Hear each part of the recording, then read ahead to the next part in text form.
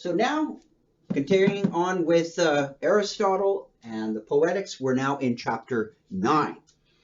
Now, in chapter 9, I want to just backtrack just a tiny bit and then make, I think, reinforce one of Aristotle's important points. An interesting one, too, as usual.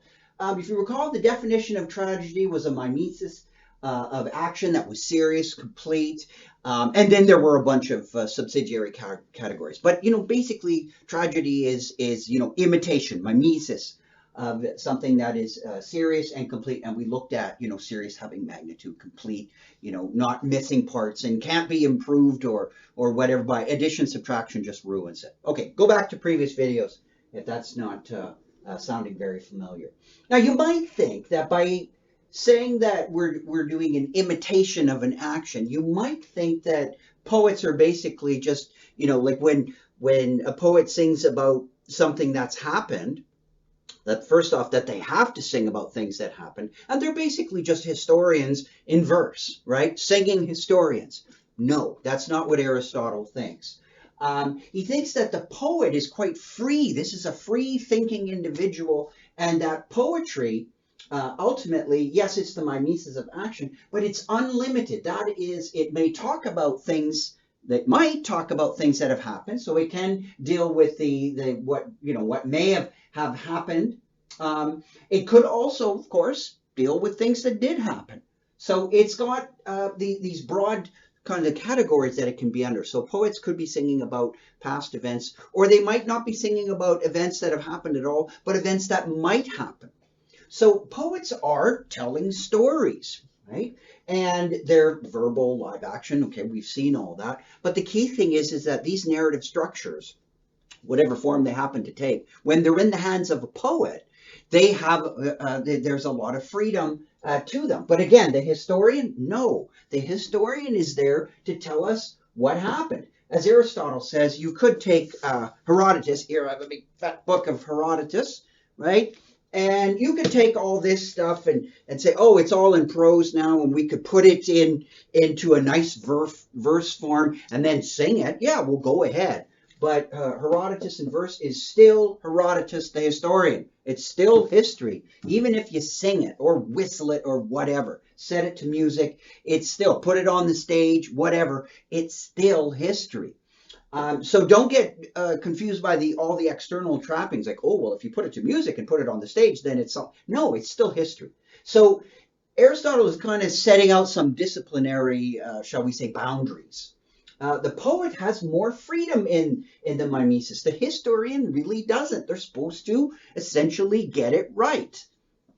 And getting it right means corresponding to what actually happened. But no, the poet, they have more freedom in that. And now you might think, oh, getting it right is more important. Aristotle says, no, that's actually not the case. The historian talks about, a particular, and I put lowercase. So notice that I have lowercase here for the historian and an uppercase for the poet. So, but let's go through it. The historian has a fairly narrow lane. He or she talks about a particular X. Now, X is, it's a variable, but it's ranging over individual things that have happened. Like a particular, a battle happened, and then a particular incident happened. So, I don't know, a particular fight at Waterloo happened, and then a particular person, Napoleon, left, and something like that. But we're talking about particular events. This X is on particular events that have actually happened. So individuals. So the historian then is all about particulars. Yeah, sure, there's lots of things to talk about, but these things have happened. They're individual things.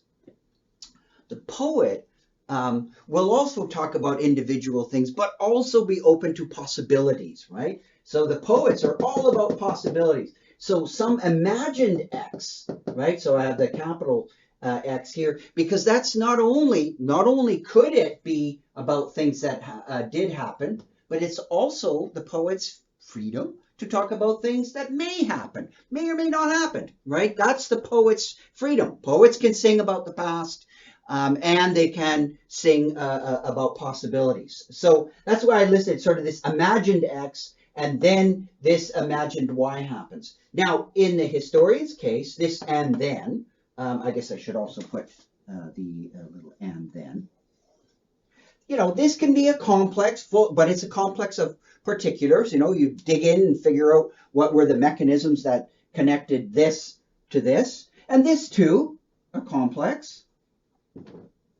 And what could be the actual mechanisms if you're singing about the past, and then what could be the possible mechanism. So again, they can both be complexes, but this one is all about particulars, and this complex is all about possibilities, right? And you might be thinking, wait a second, when a poet sings about the past, isn't that poet being a historian? Not quite. Let's just think about this. The poet, unlike the historian, historians in a narrow lane, the poets in the broad one, right? They're telling narrative, narrative constructions about possibilities, but the poet too can talk about what did happen. The poet has a lot more freedom. The poet, and this Aristotle points out that even if a poet sings about the past, or even talking about past, or think about it this way, we often have like historical novels, right? That they're kind of based in history. They might take their main ideas from history, but we often say, oh, there's a lot of fiction in there too. It's a historical novel. It's not a history book. Or this is a movie about the fall of the Roman Empire. It's not a documentary. We make these distinctions, right? And we often say, you shouldn't call something, say it's an accurate representation if it's a movie, right? So we allow this distinction here. And documentaries, we say, you shouldn't be, if you call yourself a documentary, you claim you're making a documentary, you're doing history, you're not really allowed to take too many liberties with the facts, right? So we have that distinction with us. But Aristotle says that because the poet is working in this world of possibilities, that of course does include what did happen.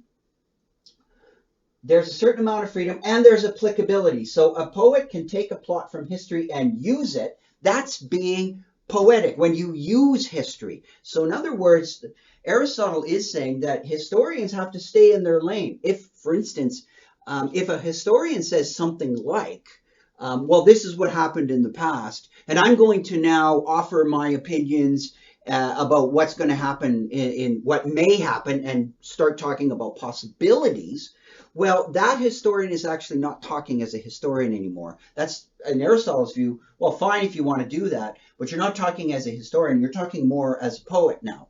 So this is why Aristotle is very clear about, shall we say, disciplinary boundaries, right? The historian, stick to your lane. You're talking about things that happened and particulars. That's what you talk about. You don't talk about possible applications and interpretations and applicability and all that stuff. No, that's not history anymore. That's more in the boundary of poetry, right? And again, poetry, sure, you can sing and do poetry about about past events and all that, so you have some freedom, or you can do it about what may happen. So you have way more flexibility as a poet. And Aristotle says that poetry is actually higher and a more deeper subject than history because it does talk about possibilities. He says that it's really talking about universals. So we can say things like, well, if a person, and what he means by universals is like, if a possible thing happens, then this possible thing would happen,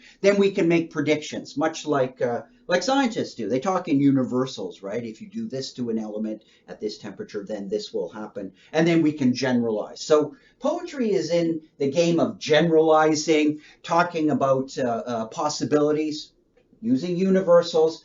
Historians are more tied to what we might today say more of description, trying to get an accurate description. So even when we talk about a connection between an X and a Y here, we are talking about describing that connection, right? And limiting to that our description to that particular instance of that connection and not trying to work out general laws about history or whatever. So Aristotle might be very hesitant, right? As a matter of fact, in the tradition, there was a reluctance of those followers of Aristotle to think there could really be anything like a philosophy of history. No, there's really only just history, and it deals with getting the facts straight and listing them all and getting the right order. More like a chronicle, as we might say today. But once you start bringing in a narrative, Aristotle would think, you're probably deviating from history and you're moving more into poetry.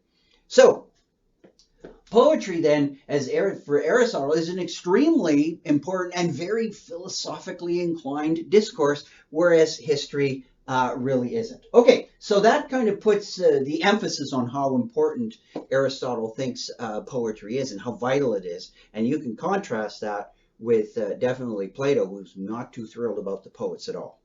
See you next video.